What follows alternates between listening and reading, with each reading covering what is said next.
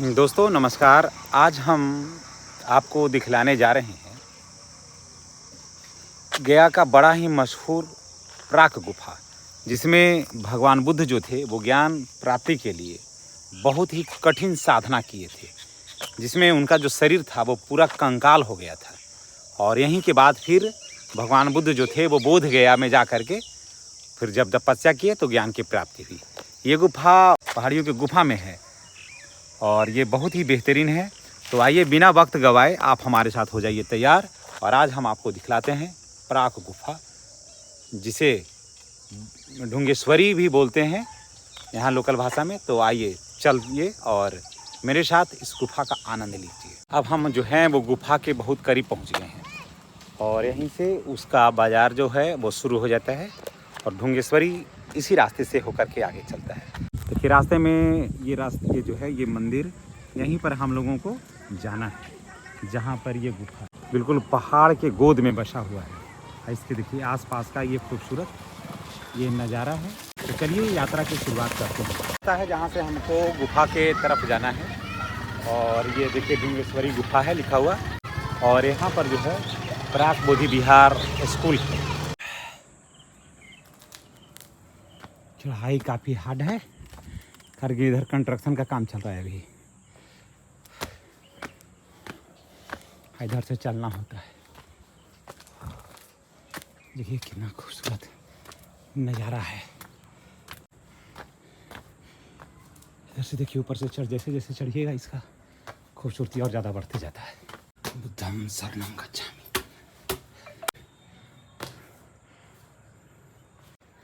बहुत ज़्यादा गर्मी है।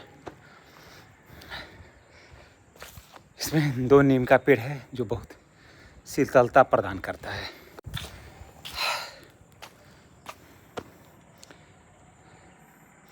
आपको भी कभी मौका मिले तो जबरदस्त यहाँ पर आने का प्रयास करिए। अभी दोपहर होने की वजह से अभी बहुत ही कम लोग हैं, लेकिन मेरे पास वक्त था तो हम सोचे कि आज आपको इतना बेहतरीन जगह का दर्शन करवा दें। हम पहुँच गए वो स्थान जहाँ हमको आना था।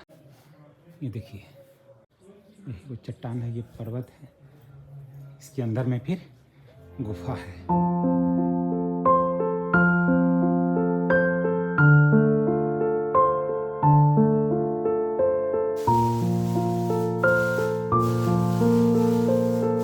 इस गुफा के अंदर क्या विशेषता है, हम यहाँ के जो पंडित जी हैं उनसे हम आपको सुनवाते हैं। जगत प्रसिद्ध है ढुंगेश्वरी पर्वत। इनको 3 नाम से जाना जाता है। Hindi name Dhungeshwari, English name Prag Bodhi, और जो अदर कंट्री के आते हैं थाईलैंड वियतनाम लोग वो सब बोलते हैं महाकाला केव। जब यहाँ पे गौतम बुद्ध भगवान का भी प्रतिमा लगा हुआ है यहाँ पे गौतम बुद्ध भगवान 6 साल मेडिटेशन की। जब फर्स्ट टाइम राजगीर से चले थे गौतम बुद्ध तो यहाँ पे सेकेंड टाइम पे यहाँ पे विश्राम किए थे। अंदर में आके देखे कि एक माता है और शांति का यहाँ पे प्रतीक, वही माता जी को पूजा पाठ कर को अपना तपस्या में लीन हो गए।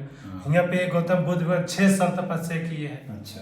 इसके बाद गए सुजातागढ़ के एक राजकुमारी थी जिसने सोने को प्राप्त में गौतम बुद्ध को खीर खिलाई थी। गौतम बुद्ध का पहला उपदेश वहीं पे मिला था।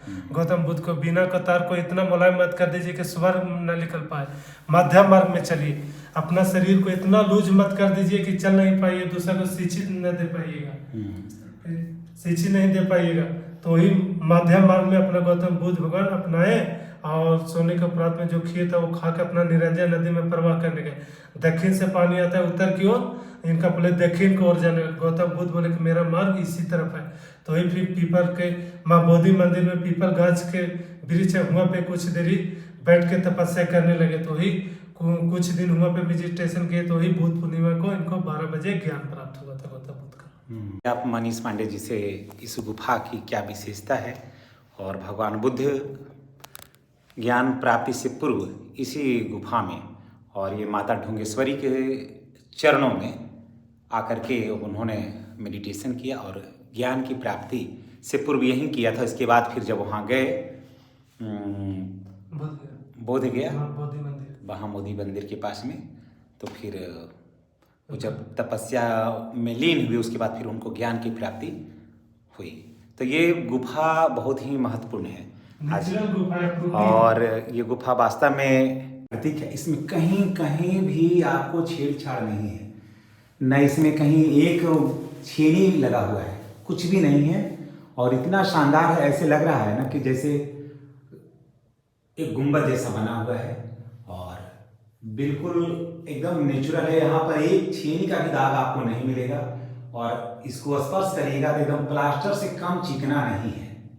तो ये सब हमारे क्षेत्र में है। ये आपको गया का जो है ढूंगेश्वरी पर्वत जो है मशहूर है ये। और ये फतेहपुर मार्ग, गया फतेहपुर मार्ग पर है। गया से मात्र 3-4 किलोमीटर की दूरी पर ये अवस्थित है। अगर आप लोग भी आना चाहते हैं तो इस गुफा में आइए और देखिए। और ये काफ़ी बेहतर है लोगों को आने के लिए, जाने के लिए। और बच्चों को हम लोग जो इधर उधर पार्क में घुमाते हैं, उससे बेहतर है कि हम जो हमारा प्राकृतिक नज़ारा है, जो प्राकृतिक चीज़ें हैं, उससे बच्चों को रूबरू कराएं। और ताकि बच्चा जो है अध्यात्म से, सांस्कृतिक जो विरासत है हमारे देश का, उसके बारे में जाने। कारण कि इसी चीज़ों को जानने के लिए लोग विदेश से आते हैं और हमारे देश के जो बच्चे हैं वो पार्क जाते हैं घूमने के लिए, वो जू जाते हैं घूमने के लिए, जो आर्टिफिशियल है, जिसे हम आप बना सकते हैं।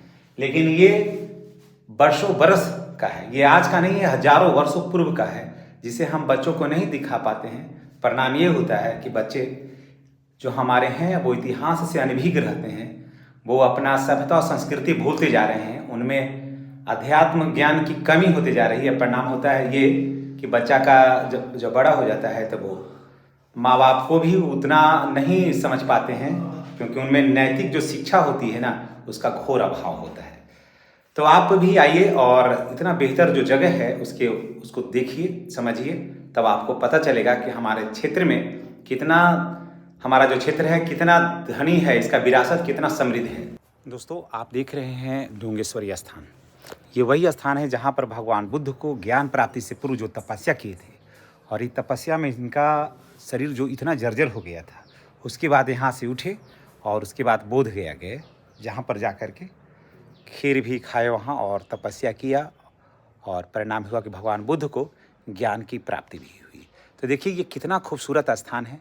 अगर आप भी गया के आसपास के हैं या कहीं भी हैं जहाँ से आप वीडियो मेरा देख रहे हैं, तो आपसे एक मेरी गुजारिश है कि आप आइए और देखिए, परखिए, समझिए, अपने देश को जानिए, अपने क्षेत्र को जानिए कि हमारा जो क्षेत्र है, हमारा जो गया क्षेत्र है, बिहार का जो जगह है, ये सब तो कितना बेहतरीन जगह है।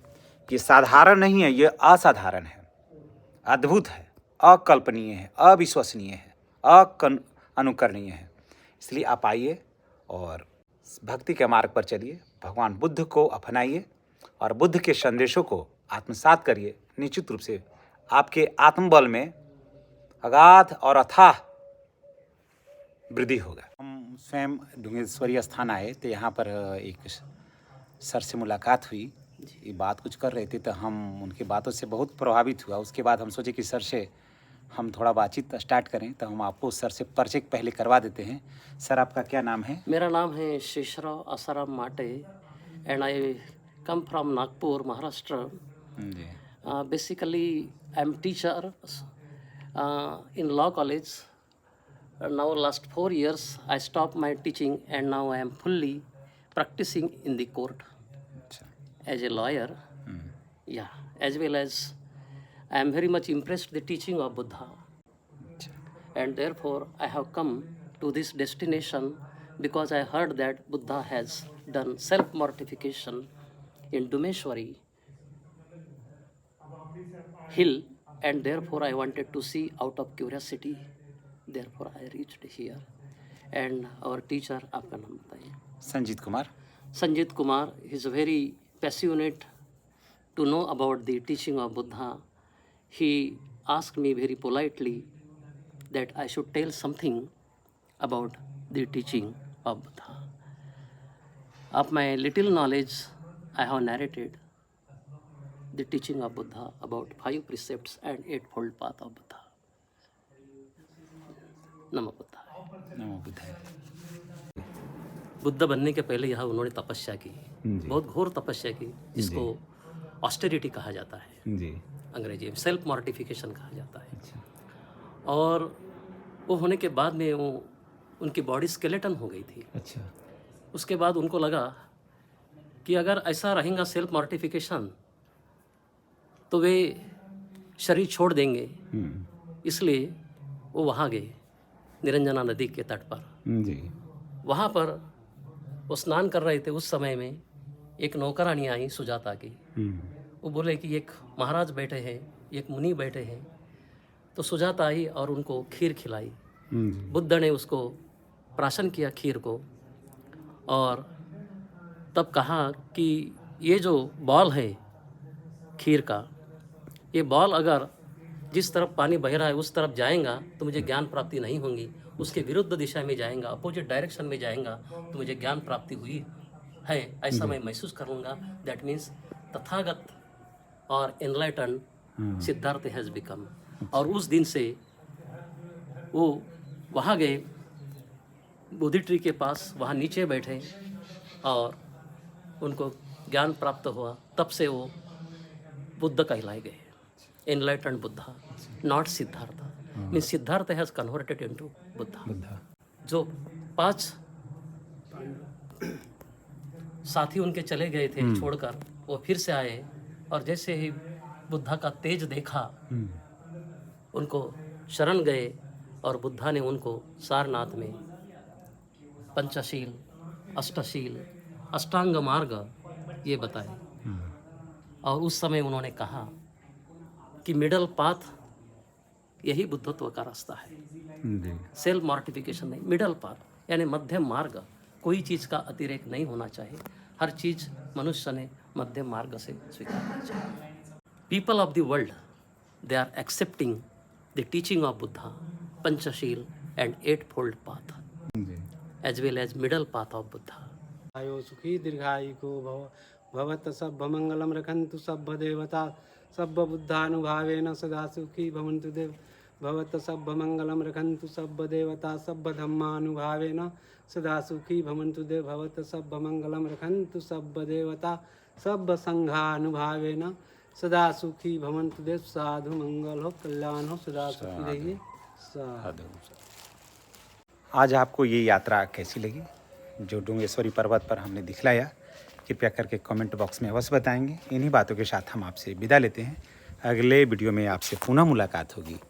और अगर आपको आप में से कौन कौन लोग हैं जो इस इतना पवित्र पावन जगह पर आए हैं वो भी बताएंगे, और कौन कौन नहीं आए हैं वो भी बताएंगे।